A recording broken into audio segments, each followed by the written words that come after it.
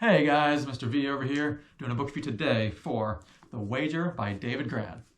This is a nonfiction book about a famous ship called The Wager from the 1740s. They were on a mission and then they become shipwrecked and a bunch of men make it to an island and you're wondering who, if any of them, will survive. So that is the main premise for the book. Now, a lot happens in this book. Despite it being, it's actually a fairly short book, a lot actually happens because the author does a great job with describing all the things that happen because he gives you a great introduction and he makes learning about like the whole situation a lot of fun. Because when I went into this book, I knew nothing about ships or sailing, especially from ones from the 1700s. I knew nothing about that.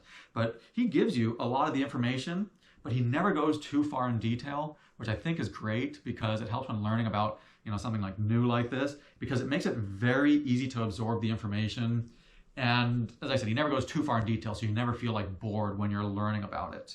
And he shows you what it's like to be a seaman and why they are sailing and how ships are, how they get their crew, and how not even all the crew wants to sail. I didn't know some of these shady aspects about how they got some of their crew, but how they get their crew. And it just helps you understand how tough it all was, and especially makes it hard on like the captain and how they have to navigate things. So he shows you all those things in the book, and I think that's really great because he even talks about things like you don't even think about. For example, like this was in the 1740s, so we don't, like, the ships back then were made of wood, and we don't think about like how things like termites were a big factor because you don't want to get termite damage when you're on the sea, or how to navigate properly. We're very spoiled today with our navigation systems, but back then, they were still testing out some of these tools, which we would consider simple tools. They were testing it out, and if you get caught in the middle of the ocean, that tool doesn't work. What are you going to do? You're in the middle of the ocean. How do you survive then? And these are just things we don't think about. And he really shows it to you in the book based off how it's written. And he also shows you, or he writes about the dangers of a shipwreck. Because like, what would you do if you were shipwrecked? Like, how do you communicate to other ships? This is the 1740s. How would you communicate if you get shipwrecked? Would other ships come looking for you? There's so many islands you could be on. And there's just some crazy things. But I like that he never went super in depth too. So, that was really good because then you get a really good picture of like what's going on in the book. And like, it makes it super interesting because then you start to wonder like, what if you were the sailor, and that you were going through this mission and then you're going through Cape Horn, which is one of the most dangerous areas. You're going through it and then your ship becomes shipwrecked. You make it to an island. There's about 30 of you. I forget how many there are. What would you do? And it's pretty crazy when you're reading it, and it's actually pretty well documented on what happened. So it's just like you get to see what happens, and it becomes almost like a real life Lord of the Flies, which, that's why I said it makes it very interesting when you're reading the book. Because also, it's not only interesting when you're reading it, I'd say the book also makes you like think a lot. As I said, what happens if you were the sailor? And what if you were stuck? How long could you survive?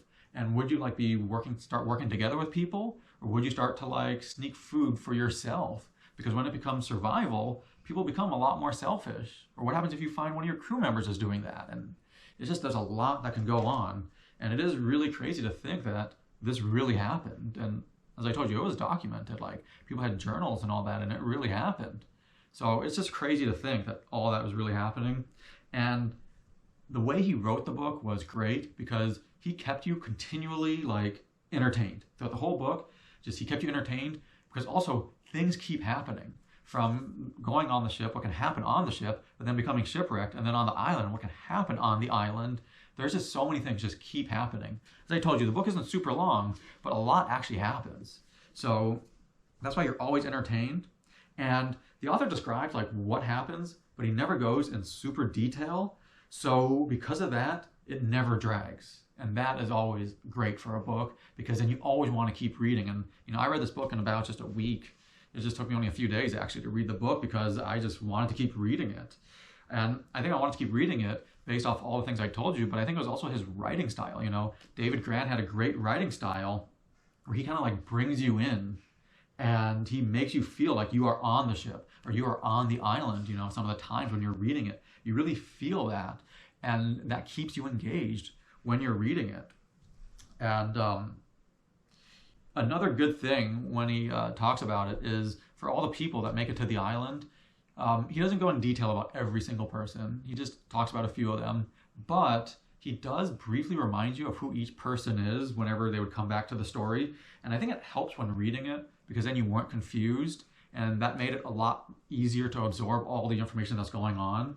And you can see also the author, it is a very well-researched book. He did a great job with it because he does not leave anything unturned. He lets you know what it was like living back in the 1740s, but then also what happens to the crew members and what happens to all of them.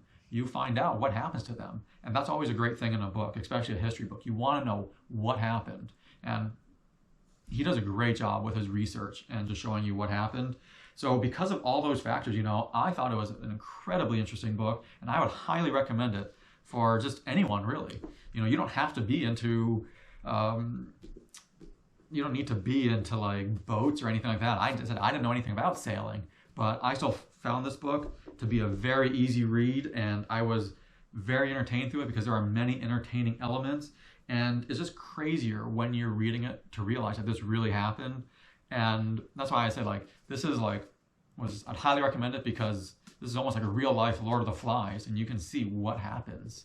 So that's why, you know, once again, I'd highly recommend the book. If you guys have any comments or questions, you know, post them in the comment section below, because I always love hearing your comments, you know, your suggestions. If you guys enjoyed the book review today, you know, hit the subscribe button. I always upload multiple different types of book reviews. But thank you for watching my book review today.